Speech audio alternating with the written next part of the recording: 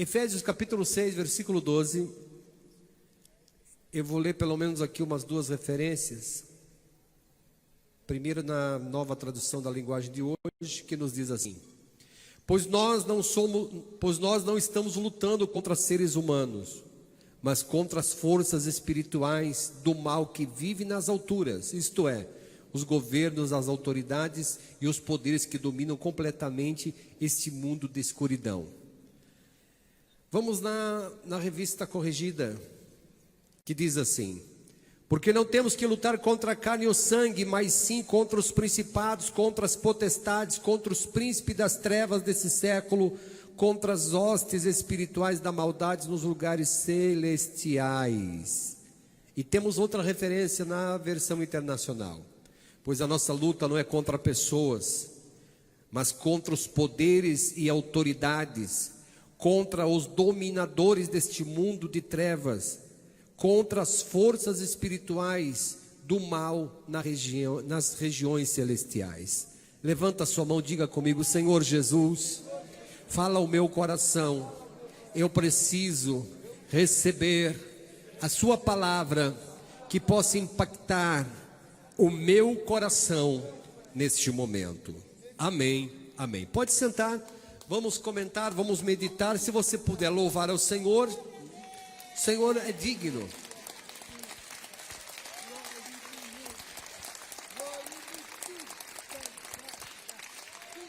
Em Efésios capítulo 6, verso 10 a seguir, nos fala, irmãos, sobre a armadura de Deus. Vocês podem até mesmo meditar do 10 ao 20, vocês vão encontrar todas estas recomendações àqueles que acreditam no poder glorioso do nosso Deus. Eu agradeço muito ao meu Senhor por Ele ter deixado essas sábias palavras e orientações, para que nós não venhamos arrumar desculpas dizendo: o Satanás me venceu, o diabo me venceu, o diabo está conseguindo ganhar campo na minha vida, Satanás está conseguindo me levar para um lugar totalmente diferente, contrário à vontade de Deus. Não existe desculpas para isso, porque você lendo do capítulo 6, versículo 10 ao 20, vocês vão encontrar a fúria e a astúcia do inimigo contra, principalmente, daqueles que estão caminhando em direção a Cristo. Principalmente aqueles que estão indo em direção à verdade, à palavra. A humanidade busca a verdade, busca uma palavra, e muitas delas não encontram, porque estão buscando em lugares equivocados, em lugares que talvez lhe apresentem com mais facilidade, lhe apresentem com uma situação mais agradável. Mas a Bíblia diz, meus irmãos, e nós sabemos disso, em campo de batalha nós não temos muitas vezes clima de tranquilidade, mas isso traz dentro de nós uma apreensão, preocupação, principalmente quando dois exércitos, um contra o outro, se levanta para guerrear, e o mais forte é o que sobrevive. O vencedor é aquele que vai vencer, a batalha, e muitas delas contam com seu poder, de número e de armas, e a gente sabe disso. A estratégia de guerra é desta forma que funciona. Mas nós estamos falando, irmãos, não de uma guerra que todos conhecem. Essa guerra é travada porque é uma guerra espiritual. Você pode ter aí a influência do diabo dentro da sua própria casa, na sua família. Não, irmão, o que é isso? Não pode, em casa o diabo não entra não. Mas de repente você está sentindo aí, está vendo ele levando as pessoas para praticar o que ele mais gosta. E quais são os papéis fundamentais que a gente nota hoje e vê num grosso modo? Discórdias, brigas, contendas, pessoas oprimidas, pessoas escravizadas pelo vício. E não vem me falar, irmãos, que uma pessoa que está escravizada no vício é porque ela quer. A verdade é, ela quer se libertar e não conseguem. A verdade é que elas querem em busca de uma paz e ofereceram para ela que o caminho da paz era esta. E esta pessoa agora está num profundo abismo que ela quer sair de todas as formas e não consegue sair de onde está. Está tão atolada num lamaçal que a pessoa não consegue se libertar, e não consegue mesmo. Se não fosse a ajuda de Jesus, o sacrifício de Cristo por nós, nós não estaríamos aqui hoje dando glória a Deus, aleluia, louvando ao Senhor. Não estaríamos aqui hoje. E muitos de nós aqui não estaríamos neste mundo. Já teríamos ido há muito tempo. Mas pelo sacrifício do Calvário, sacrifício de Jesus na cruz, chegou a nós, além da libertação, além da transformação, também Ele deixou para nós o Espírito Santo para nos capacitar com autoridade contra o diabo. Confesso a vocês que muitas famílias estão sendo surpreendidas, como a minha família há 37 anos passou por isto. Eu tenho certeza que há muitas vidas, muitas famílias que vão se identificar do que eu vou dizer a vocês. Há 38 anos, nós não tínhamos, eu, minha casa, meus pais, meus irmãos, a gente não tinha para onde correr.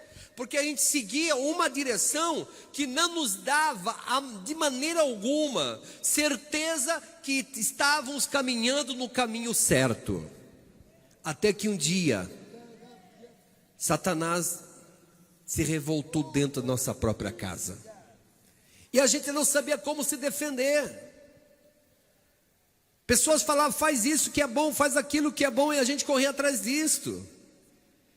Procurava tentar amenizar, expulsar os espíritos ruins.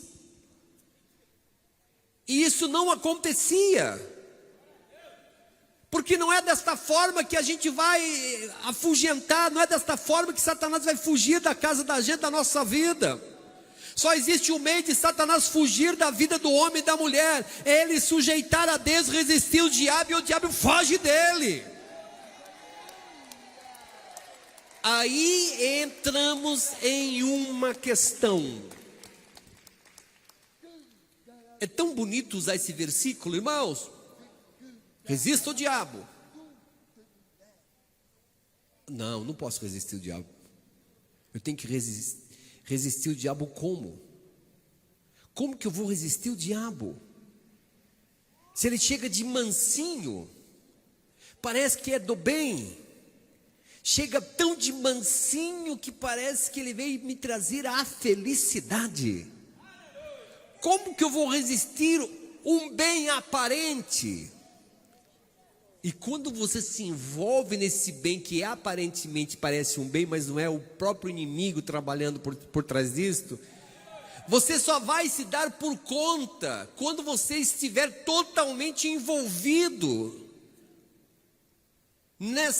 nesse ambiente que não é nada agradável. Você vai ouvir vozes, você vai passar a ter sentimento e desejo de tirar a própria vida. Você vai sentir o desejo de roubar, de destruir vidas, de cometer assalto, principalmente a pessoas que estão me ouvindo agora, que estão desempregadas. O desespero, a angústia tomou conta do seu coração, você não consegue arrumar um emprego, o desespero tomou conta, e tem alguém aí falando no seu coração: vai para o roubo, vai roubar, vai matar, vai lá, vai assalta. E a pessoa não consegue discernir que esta voz é do diabo, é Satanás que está dizendo isto, e ele não tem como se defender. Mas como que eu vou resistir esse mal? A Bíblia diz bem claro: sujeitai-vos, pois, a Deus, independente da situação que você esteja passando. Sujeitai-vos, pois, a Deus. Resisti o diabo, e ele fugirá de vós.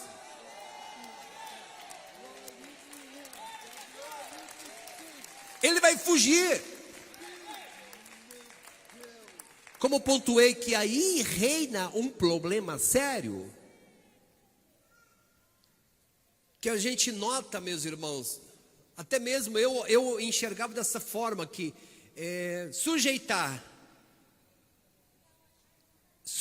a Deus e resistir o mal é uma distância que você pode ter no meio termo.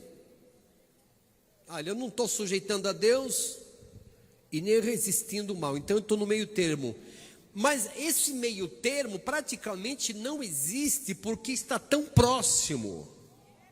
Irmãos, essa proximidade é tão perto, que você não está vendo o inimigo do outro lado da avenida. Está tão próximo de você que está quase chegando, tocando em você. Então não existe esse espaço dizendo, dá tempo aqui de ficar cocheando em dois pensamentos. Não dá, meu irmão. Existe o processo aqui desse versículo: sujeitai-vos a Deus e resistir o diabo, ele fugirá de vós. Se eu sujeito a Deus, automaticamente Satanás tem que fugir, porque eu estou resistindo. Não tem como sujeitar a Deus sem resistir o diabo. Sujeitar a Deus requer de nós, meus irmãos, decisão. Mas se eu não quiser sujeitar a Deus, aí você está sujeitando o diabo. A coisa inverte. Não tem, como falei, não existe esse espaço de meio termo que você fala, não, eu não estou no lado nenhum nem do outro, eu estou neutro. Não existe ponto neutro nesse estado. Você que está ouvindo a palavra do Senhor, ou você sujeita a Deus, automaticamente você está resistindo ao diabo. Ou você resiste a Deus e sujeita o diabo automaticamente. Não tem para onde fugir. Não dá para dizer, irmãos, a Bíblia diz que bom seria se não conhecesse a verdade do que conhecer e não obedecer. Agora não tem mais volta, meu irmão. Desde o dia que você ouviu a primeira mensagem que te impactou, a primeira mensagem que falou forte ao seu coração, você já não é mais inocente. E não venha fechar os olhos para esta realidade. Você não é inocente, você conhece e sabe o poder maravilhoso que o nosso Deus tem, que todos aqueles que se unem a Deus são pessoas vitoriosas em todos os aspectos da sua vida.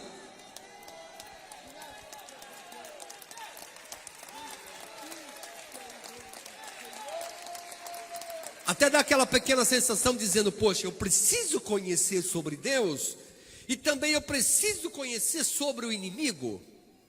Eu preciso conhecer qual a astúcia que o diabo usa, que está usando em nossos dias, para eu me defender. Não precisa você se aprofundar nesse conhecimento. A Bíblia Sagrada está repleta de todas as orientações que precisamos. E uma delas está aqui no versículo 12.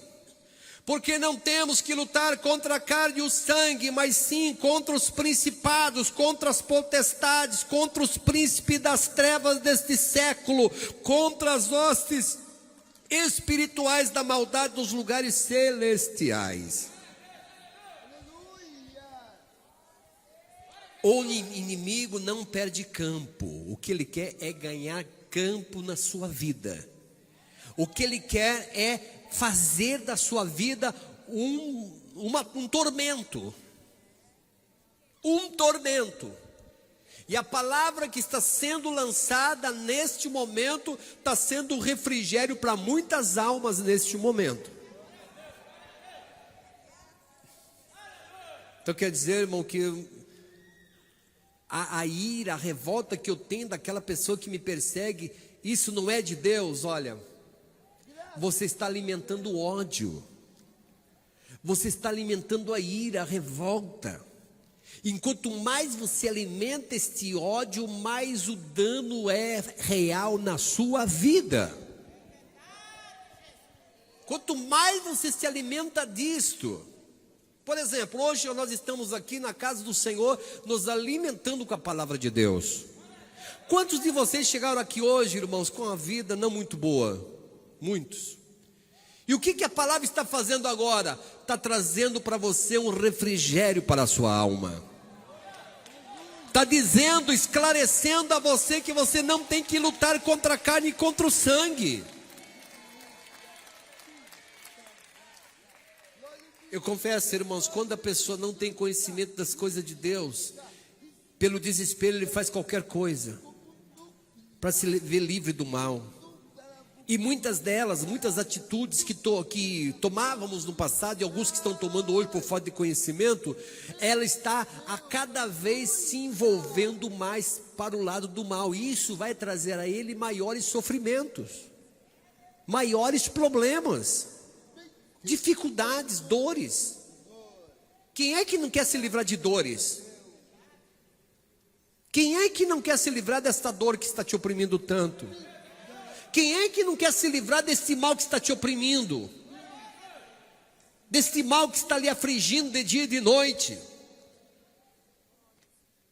Aparentemente parece que amanhã vai ser melhor do que hoje. Você não vê a hora de anoitecer, de amanhecer outro dia, para você dizer graças a Deus que hoje, olha, ontem foi um pesadelo, mas esse pesadelo continua.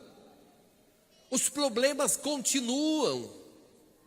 Vejam aí, meus irmãos, quantas coisas acontecem na vida do ser humano e são problemas mal resolvidos ou não resolvidos em suas vidas, achando que isso deixa para lá, deixa para depois.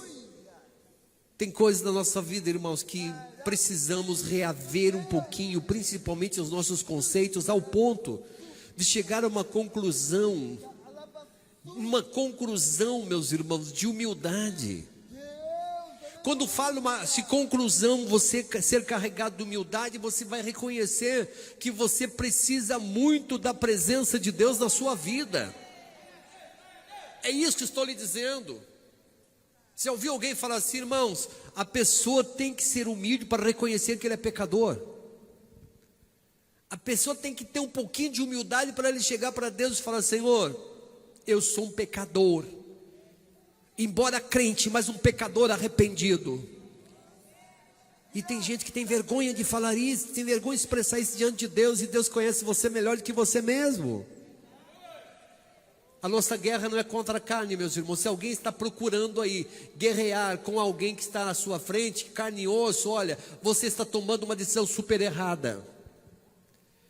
Se você está dizendo, o meu inimigo é fulano de tal, é o meu vizinho, é o meu vizinho de rua, é aquele que me odeia, é ele meu inimigo. Se você está fazendo isso, está alimentando esse ódio no coração, o inimigo, Satanás, está aplaudindo por isso, porque você não conseguiu entender que nós estamos numa guerra travada, uma guerra espiritual. E esses conflitos, como a gente resolve? Primeiro, meus irmãos, sem a ajuda de Deus, a gente não consegue resolver nunca. Não consegue. Pessoas que estão aí, irmãos, dentro da igreja, participando de Santa Ceia, mas infelizmente não têm condições de enfrentar o problema de frente. Se escondem.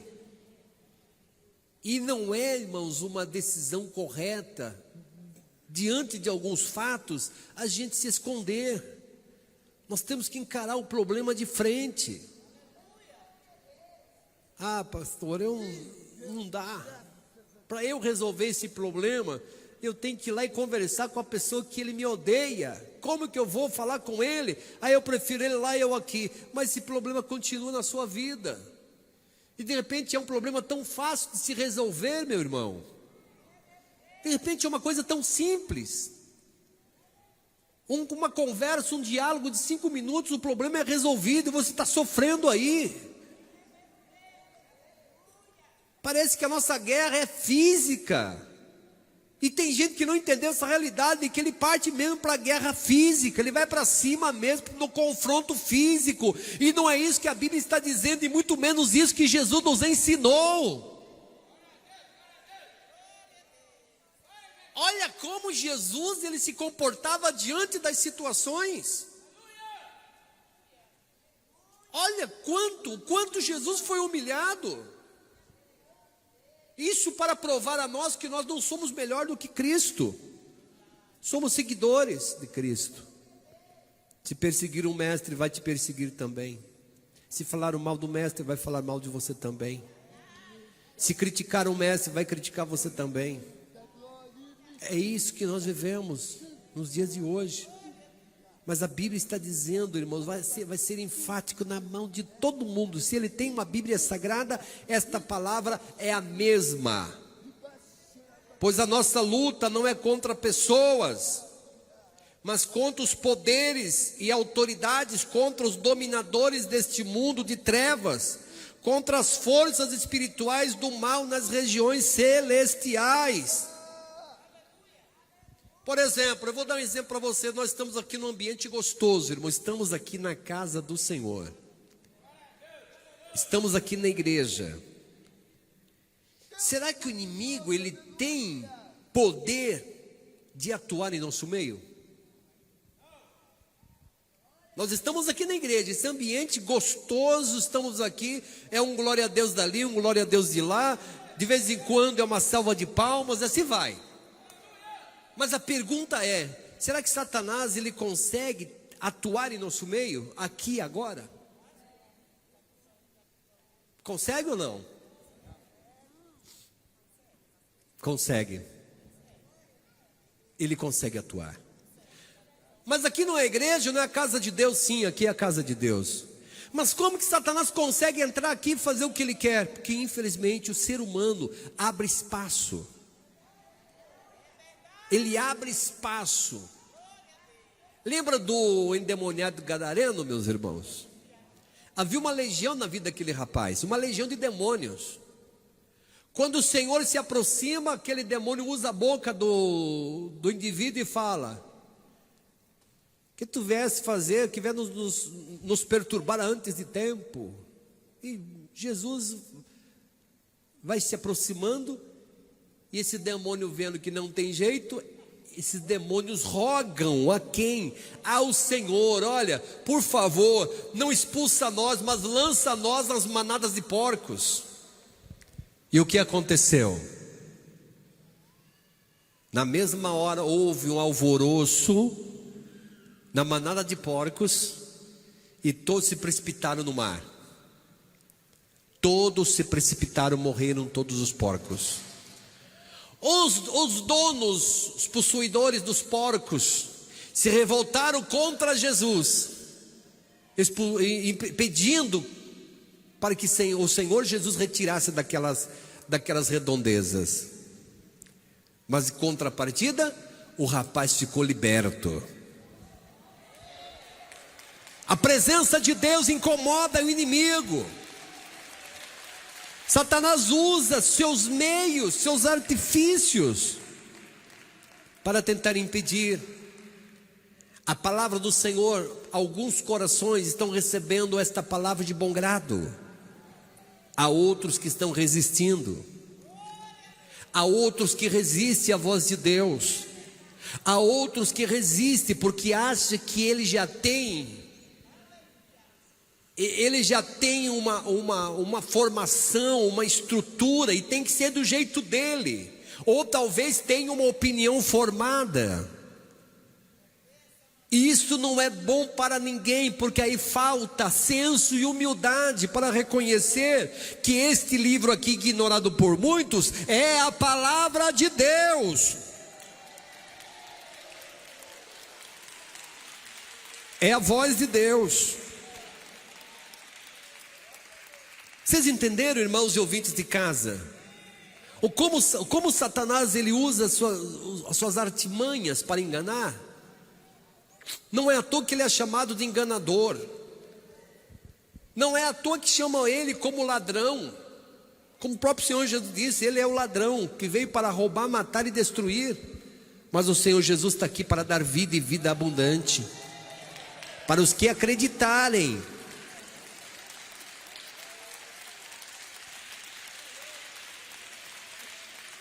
Então leva esta palavra do Senhor, irmãos, que diz: como faço para o diabo fugir da minha presença, da minha vida? Sujeitar a Deus. Sujeita a Deus e o diabo fugirá de vós. Sujeita a Deus, resistir ao diabo e o diabo fugirá de vós. No inverso seria desta forma: sujeitai-vos o diabo, resisti o diabo, e Deus vai se afastar de você. Qual é a escolha? Qual é uma boa escolha de uma pessoa inteligente? Eu quero Deus na minha vida. Eu quero Deus no meu coração. Satanás eu já sofri demais. Satanás judiou da minha vida, acabou com a minha vida no passado. Se eu tenho uma vida abençoada hoje, tudo isso eu louvo, engrandeço, tudo isso eu levo a Deus. O que não dá para entender é o crente que está gozando das bênçãos de Deus, ele virar as costas e falar: Deus, eu não preciso mais, agora eu quero ser dominado pelo inimigo. Pastor, eu nunca ouvi um crente falar isto. Não precisa falar, as atitudes da pessoa que se diz crente, se ele tem a tendência para essas atitudes, ele está dizendo isto: olha, Senhor, não vale a pena ter o Senhor na minha vida. Estou falando isso, meus irmãos, para que vocês possam refletir. E volto um pouquinho, até mesmo numa palavra que eu já falei várias vezes. Será que nós nos conhecemos o suficiente para tomar decisões importantes na nossa vida? Ou será que estamos deixando o inimigo fazer de nós o que ele quer? Você pode dizer: eu não aceito. Mas as nossas atitudes, o nosso comportamento, quando fomos chamados para uma guerra, o que devemos fazer? Se eu fui convocado pelo general de guerra que se chama Jesus, eu tenho que buscar a me revestir de toda a armadura de Deus. Tenho que me revestir de toda a armadura. Eu gosto muito do versículo 10, olha o que diz o versículo 10 do capítulo 6 de Efésios: no demais, irmãos meus, fortalecei-vos no Senhor e na força do seu poder. No demais, irmãos meus, fortalecei-vos no Senhor e na força do seu poder.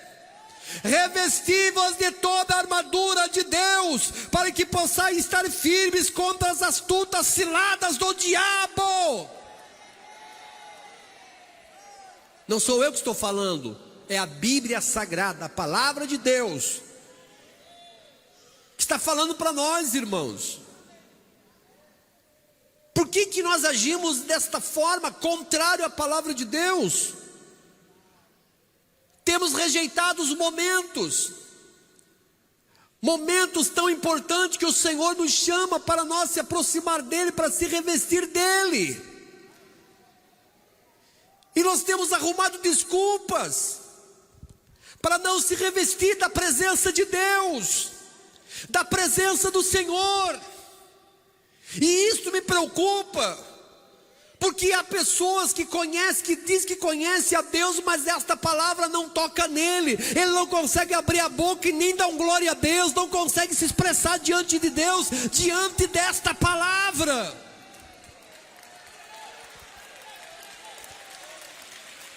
Me causa preocupação. Irmão, mas eu sou independente. Eu sou independente.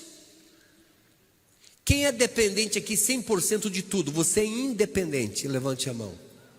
Vou tentar explicar para vocês que ninguém aqui é independente. Se alguém quiser provar o contrário, vem aqui e me fala, porque não existe independência da nossa vida, do nosso dia a dia. Você sempre depende de alguém. Até nas suas tomadas de decisões você depende de alguém. Aí volto a falar naquela falsa ilusão do jovem. O adolescente jovem está nos 13, 14, 15, 16 anos. Ele fala: não vejo a hora de eu completar meus 18, 21 anos para eu ficar independente. Independente de quê? Você vai ficar livre dos pais, mas vai se ser dependente é outra coisa. Se você vai ao trabalho, vai ao emprego, consegue um emprego, você vai ter que ser dependente, vai ter que depender da empresa, do chefe de trabalho. E a gente aprende isso depois de adulto, né, meus irmãos? E depois que ele casa, não, eu vou me casar para ficar independente. Independente de quem? Alguns casam para ficar livre dos pais, mas acaba casando, que não é nada, não é nada errado tomar essa decisão, mas estou falando, o assunto desse momento é dele estar dependente. A esposa vai depender do marido, o marido vai depender da esposa. Se ele está trabalhando, ele depende do trabalho. Então não existe independência. Então se você está achando aí, dizendo, eu sou suficiente, maior ou de uma idade já para eu tomar as minhas próprias decisões, ok? Não é assunto que está em questão, em debate aqui, não é nesse assunto que eu estou falando, não é nesse assunto que eu vou causar uma ênfase para confrontar você, ao contrário. O que eu estou falando aqui, meu irmão, que você tem que carregar no seu coração, que você é dependente de Deus 100%. Agora, se você acha, não, eu tenho idade para tomar minha decisão, porque eu sou independente, suficiente para tomar minhas decisões, mas pensa bem na decisão que você vai tomar, mas pensa, meu irmão, pensa a um longo prazo, ao médio e longo prazo. Talvez de momento será bom para você, talvez nesse momento vai ser bom para você, mas o que vai nos adiantar tomarmos uma decisão aqui pensando só no momento? Eu tomei essa decisão um dia, recebi Jesus como Salvador da minha vida para um longo prazo. Não foi só para aquele momento. Qual o objetivo de aceitar a Cristo? Primeiro, ter uma comunhão com Ele, viver com Ele, ouvir a voz dEle. E a pregação do arrebatamento que a gente já ouvia, o arrebatamento vai acontecer, Jesus virá e levará a sua igreja para os céus, e a gente falando, eu tenho que me preparar, porque se eu ficar vai ser triste, eu tenho que subir ao encontro do mestre. Então foram decisões condicionadas a isto, e não foi para me amedrontar, é a realidade, é o que vai acontecer. É a pura realidade. Por isso que a gente sempre encontra pessoas, irmãos, quer aceitar Cristo? Ah, irmão, para que? Eu sou jovem ainda. Para que aceitar Jesus? Não aproveitei nada lá fora, irmãos. Tem que provar um pouquinho, eu tenho que sentir o saborzinho da droga, como é que é. Eu tenho que me prostituir. Eu tenho que fazer beber, eu tenho que cair no vício, nas baladas. A pergunta é, isso vai lhe fazer bem? Para um futuro próximo, vai lhe trazer boas coisas? Não. Quantas pessoas que estão me ouvindo agora, que se ouvisse esta palavra como um conselho e abraçasse, acolhesse este conselho, você estaria hoje muito melhor do que está. Mas por que a pessoa sofre tanto?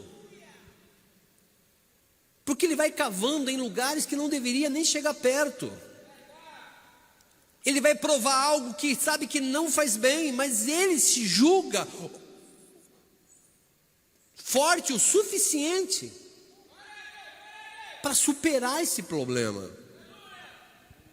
Então, eis aí, irmãos, um ponto que você deve refletir.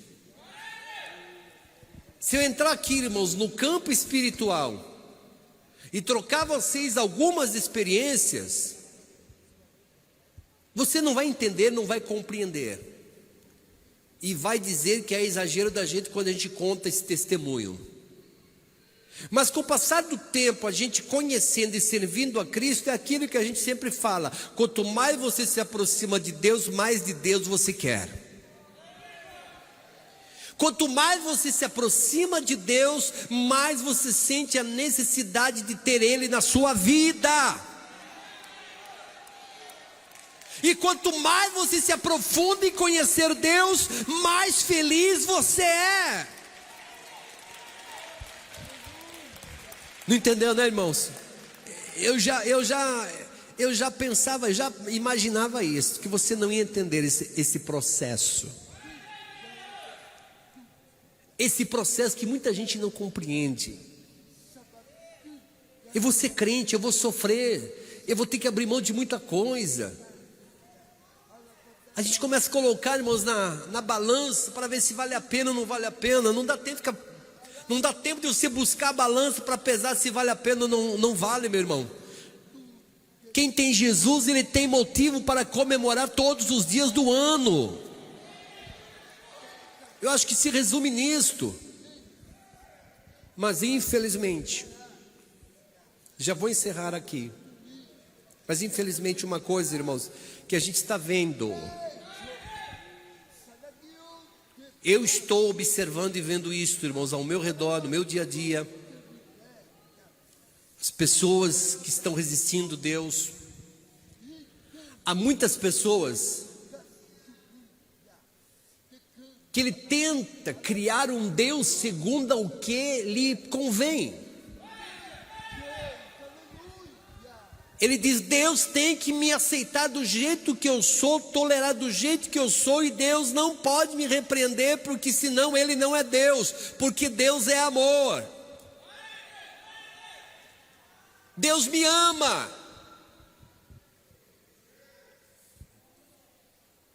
Posso falar uma coisinha para vocês? Nesta palavra, Deus nos ama, mas Deus nos educa também. Eita coisa boa! Deus nos ama, mas Deus nos educa. Guarda isso. Mas isso me remete lá na minha infância. Quando eu fazia uma coisa errada, meu pai já vinha com uma vara. Descia a vara no lombo da gente. E alguns filhos falam assim: olha, teve um dia que eu apanhei de meu pai. Eu entrei em casa, peguei minha mala para ir embora com 6 anos de idade. Ficou tão revoltado porque a repreensão foi tão doída para ele, que ele tomou essa decisão. Chegou lá dentro, pegou a malinha dele e começou a saindo para casa. Falou: vou embora. Vai embora para onde? E olha que tem crente que age igual criança. Quando ele recebe uma repreensão de Deus: não, Deus não me ama. A repreensão, o açoite foi tão doído que Deus não me ama. Deus te ama e muito.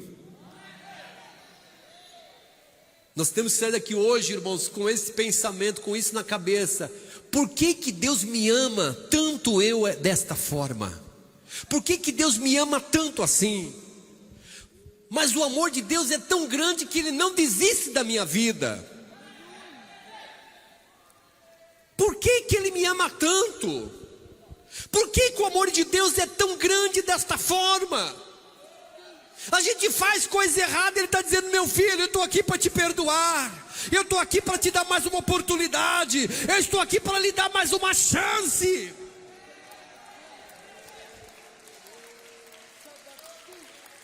Penso que vocês, irmãos que estão nos acompanhando, pensam nisto. Nas suas orações, você pode chegar e falar: Deus, por que o Senhor me ama tanto assim? Por que o Senhor me ama desta forma? Já passei pelo vale da sombra da morte, o Senhor esteve lá, o Senhor demonstrou seu amor por mim. Por que eu sou tão amado assim? O merecedor que sou, mas sou tão amado por Deus. Mas para você falar isso, para você sair daqui hoje falando isto, você precisa ter humildade. Humildade, ter uma quantidade de humildade o suficiente para você reconhecer que você é pecador, miserável que somos. Você nunca parou para perguntar isso, né, irmãos? Tem aquela pregação gostosa: Jesus morreu na cruz do Calvário, glória a Deus, aleluia. Mas quando você peca, quando você se afasta um pouquinho da presença de Deus, Deus continua amando você. Oh, irmão afastado, você que está me ouvindo agora, que está desviado dos caminhos do Senhor, por mais pecado que você tenha praticado, por mais bobagem que você tenha falado sobre Deus, Deus continua te amando. Entenda isto.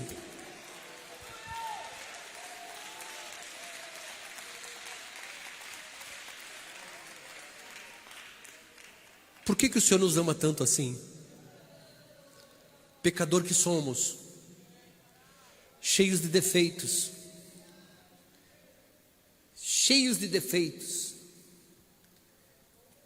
agimos como criança algumas vezes, mas Ele continua nos amando. Reclamamos muito, mesmo assim, o Senhor Jesus continua nos amando. Fala mal de um, mal do outro, critica, zomba, mas Deus não desiste de você. Esse é um dos pontos que Satanás odeia. É uma das coisas que o diabo não quer ouvir esta palavra. Deus não desiste daquele que Ele chamou para a salvação, daqueles que chegaram a Deus e daqueles que irão chegar ainda, irão receber a palavra, vai causar impacto na vida do pecador, e ele tomará a decisão correta, se entregando a Cristo. Que você possa sair daqui hoje, que na sua oração você possa sentir o amor de Cristo sobre a sua vida, e que você saia daqui hoje falando assim: Senhor, eu não mereço tanto amor, eu não mereço ser amado desta forma, mas o Senhor me ama,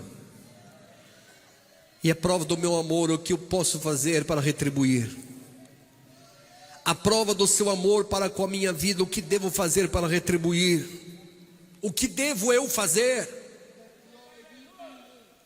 Mas eu já aceitei, o que eu devo fazer?